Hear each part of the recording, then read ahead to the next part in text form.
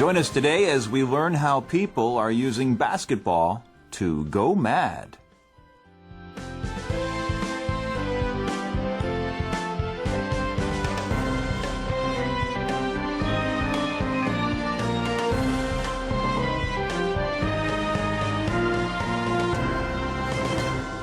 Hi friends, welcome to Advanced Studio Classroom. My name is Steve and I'll be your host these next 2 days as we go through this month's inspiration feature called Changing Lives Through Basketball.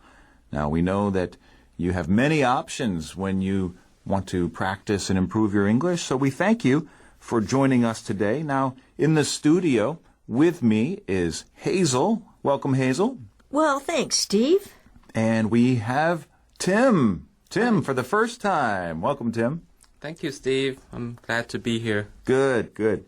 Now, in the lead up to this program, Hazel, I said going mad. Now, that's kind of interesting, right? Because it has two meanings. Yeah, mad could mean very angry. It could mean crazy. Mm-hmm. So what were you talking about? Yeah, it's an acronym we like to use. Going mad, making a difference. So you take the first letter of each word of that phrase, and you have the word mad. So when we say go mad, means go make a difference. Oh, I like that. Yeah, make a difference in someone's life. And that's basically the idea of today's lesson is people trying to make a difference in the lives of young people. And they're going to use basketball to do that. Now, let's talk about basketball for a second. I think everyone knows what it is. Tim, do you enjoy playing basketball? Yes, actually, I played basketball since high school. It's a very team-orientated game. Okay. Did you play for the high school team? Actually, not really. I was Okay. just playing for fun with my friends. Okay. How good are you? I'd like to think I'm very good. Can you dunk? Oh, no. I'm too short. Can you make a three-pointer? Sometimes. Yeah, Yeah. good. All right.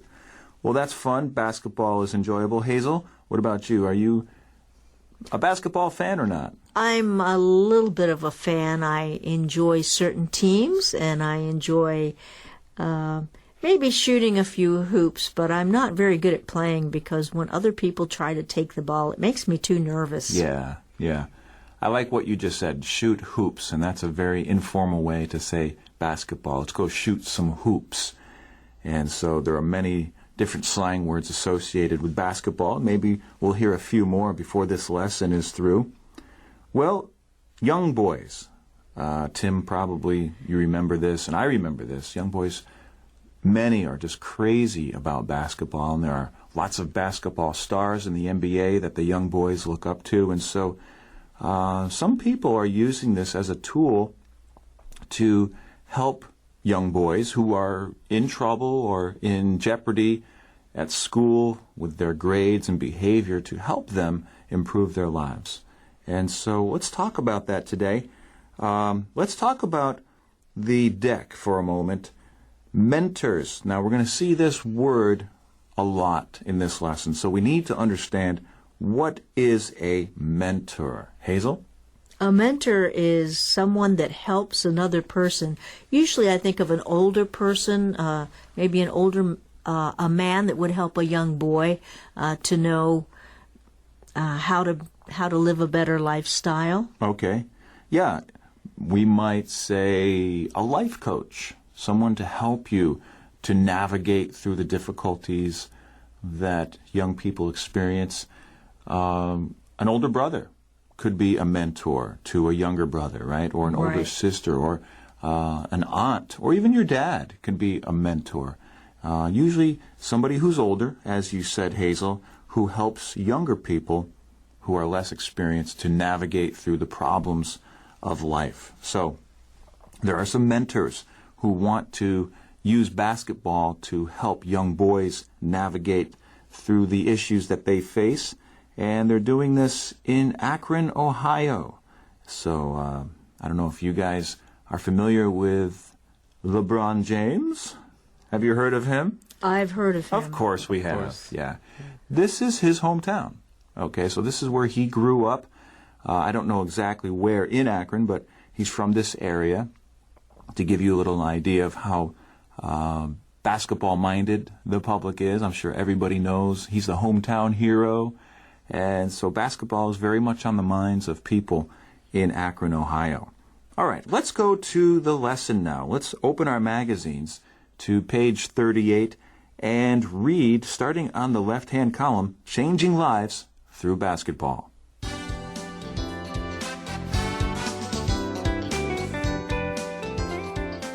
Changing Lives Through Basketball. Mentors take student behavioral issues to the basketball court.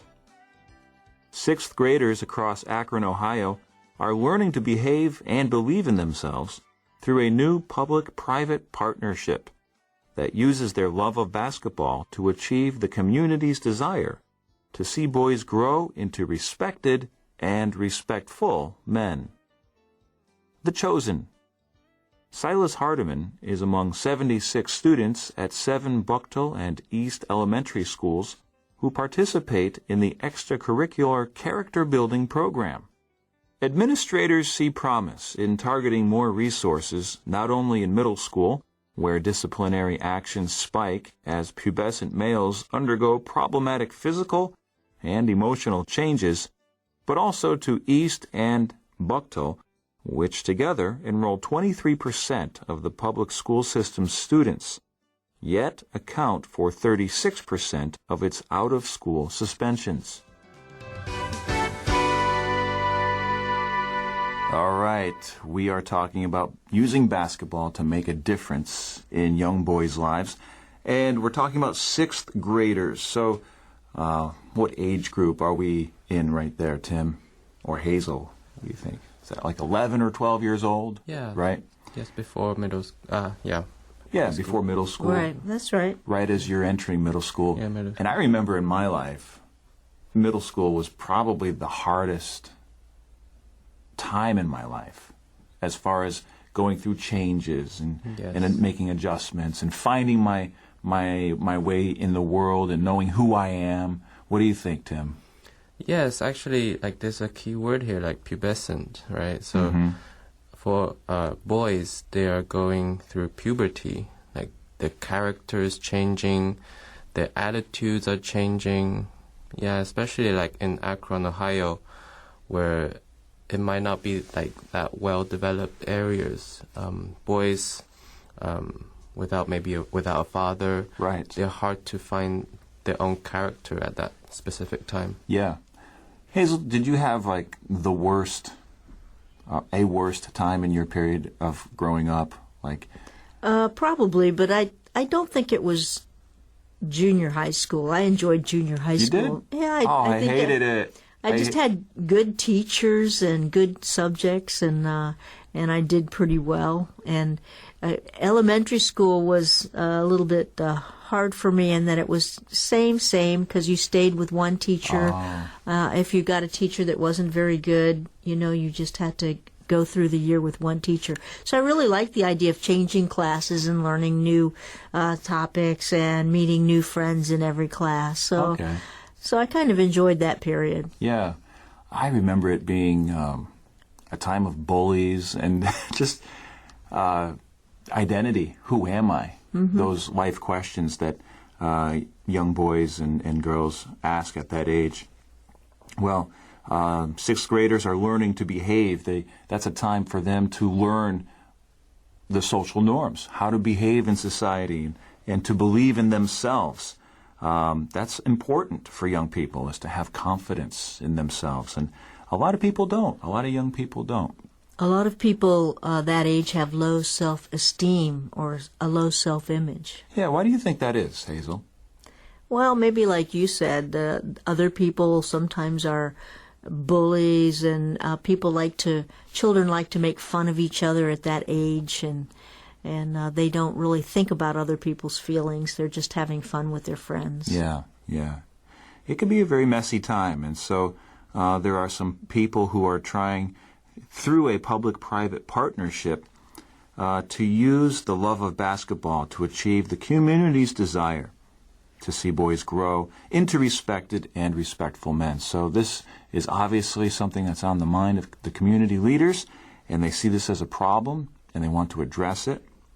Now, in line 6, we see respected, ED, and then respectful, FUL. Two different suffixes. Let's talk about this word respect very quickly, because this is a key element in growing up, as we said, having self-confidence and having respect for others and for oneself. It just means a regard, to give somebody a sense of worth or value. So if you respect others, you esteem them and you give them a sense of value. If you respect yourself, you do the same thing. And so a lot of young kids, a lot of boys who don't have, as you said, Tim, maybe an adult male role model in their life, they don't learn and they don't know how to develop this, All right. It's very important, and we see the opposite today, a lot of disrespect. People don't respect other people, and it's very obvious. That's right. That's right. So they want the boys to grow into respected.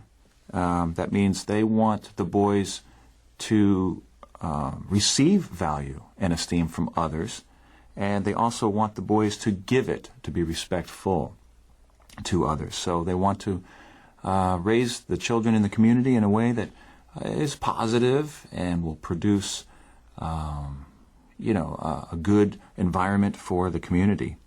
All right.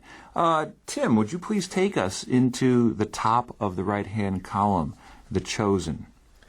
Yes, so here we see that Silas Hardeman is among 76 students from 2 different elementary schools who are in this special extracurricular character building program.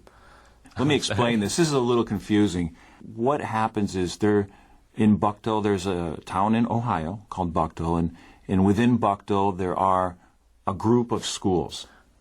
Because the cities are kind of big over there, and so there might be, 4 or 5 elementary schools in this town. And then East is another little section of Ohio near Akron. And so it's just like a group of schools. There's a group of 7 schools. So that can be a little confusing.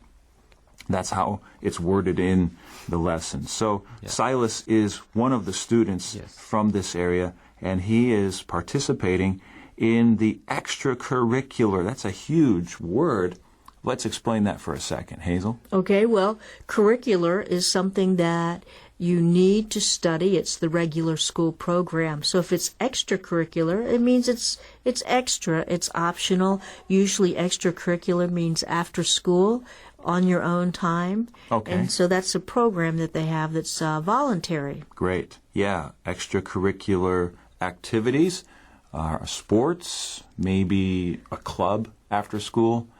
Ukulele club, music club, choir, art club. There's so many different clubs. Right. So it's a part of school, but it's done outside of class.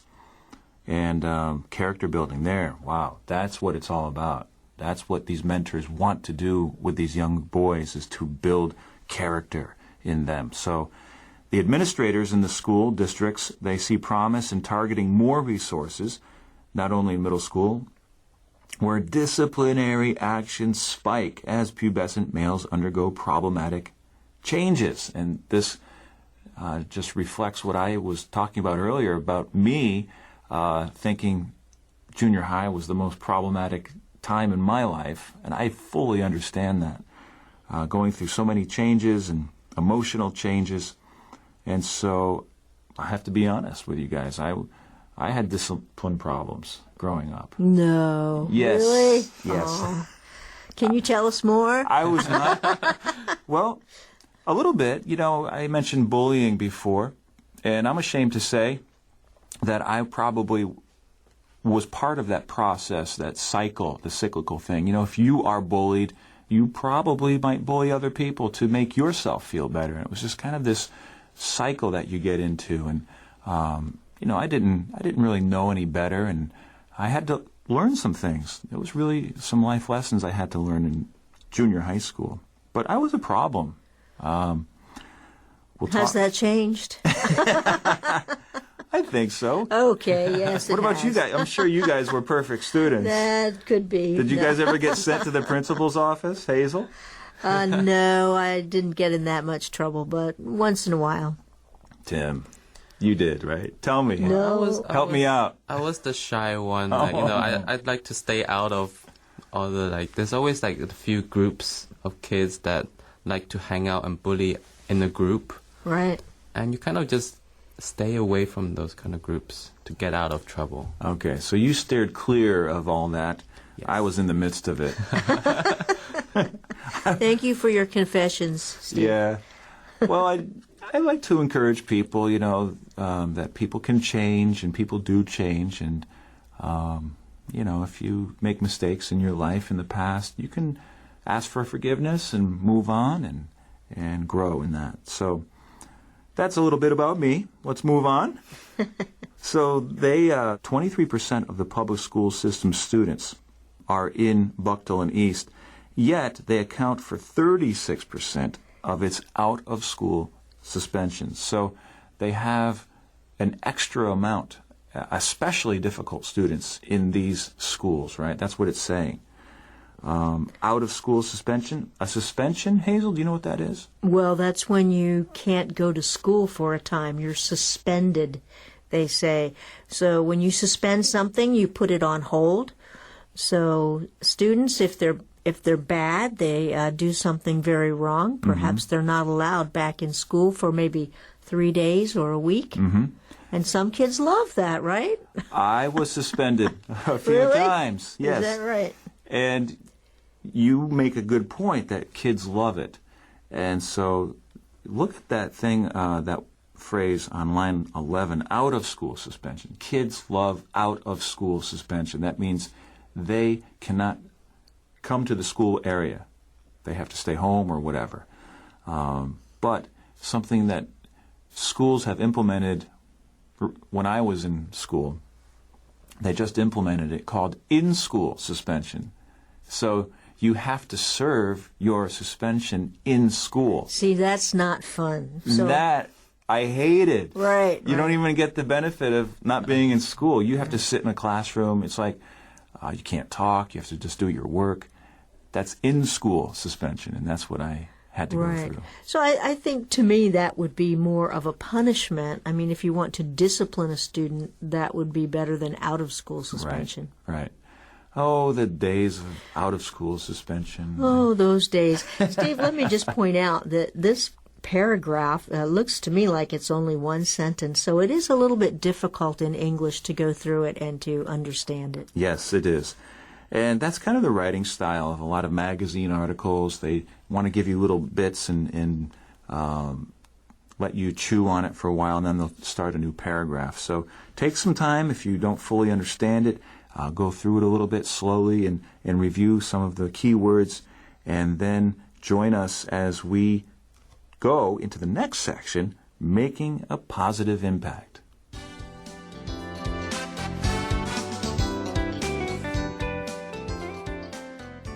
Making a positive impact.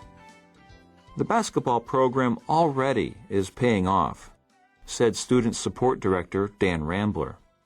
Honestly, I don't know that there is a perfect answer, Rambler said, of Akron's above-average student discipline issues, concentrated in Akron neighborhoods where police tell him crime is more rampant. I think we all connected on the idea of combining mentoring and athletics to positively impact school climate. It was really a perfect marriage of all the things we want to do in student service, Rambler said. Okay, if you've just joined us, we are on page 38. We're talking about changing lives through basketball. My name is Steve, and in the studio is Tim and Hazel. And we just met a man named Dan Rambler. And what is his role, Tim? Dan Rambler. He is a support director, like a student support director.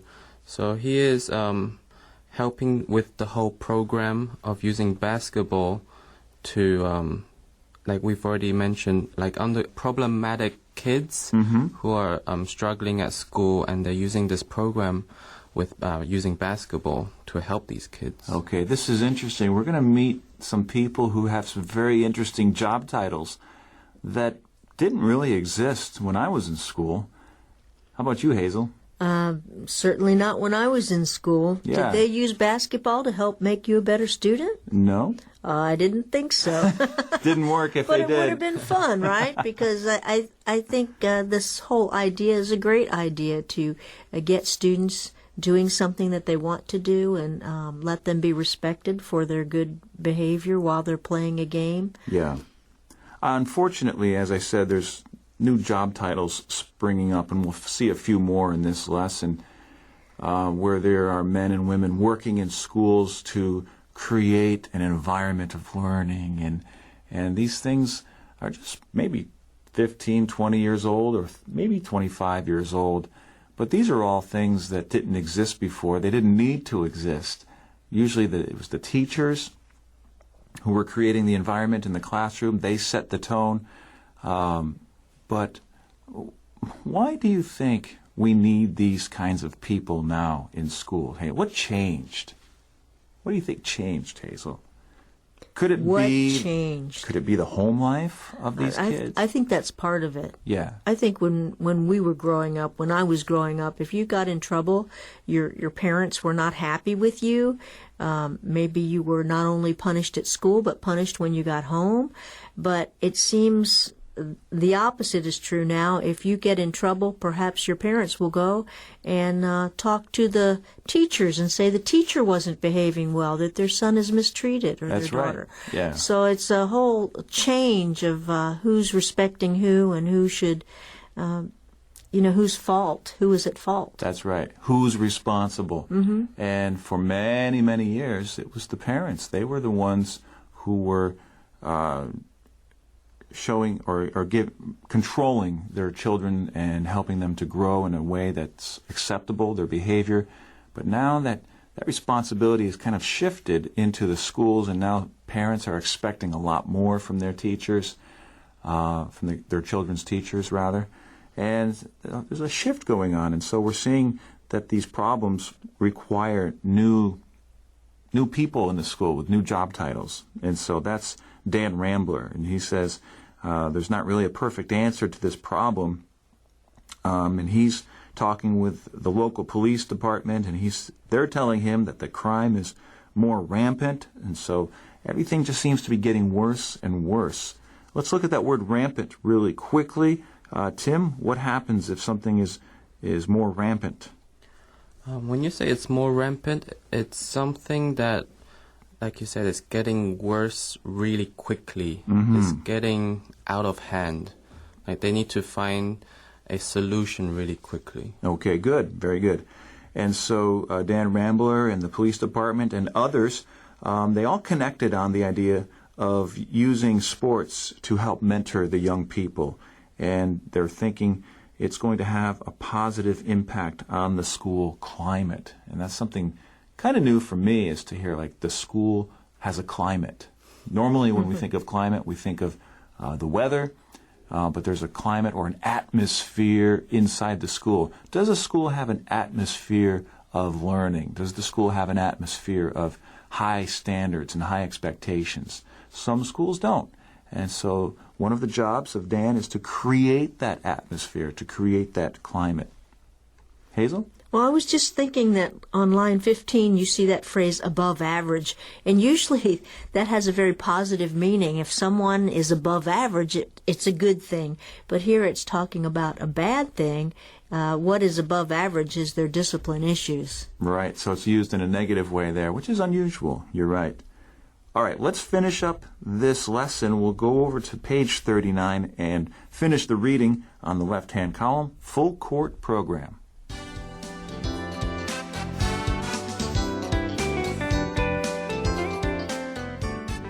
Full Court Program. Students in the program gather once a week after school, normally spending 15 minutes on the court and 105 minutes in a classroom helping each other catch up on homework and assignments, while listening to mentors who specialize in minority youth. Each Saturday, the 7 teams square off.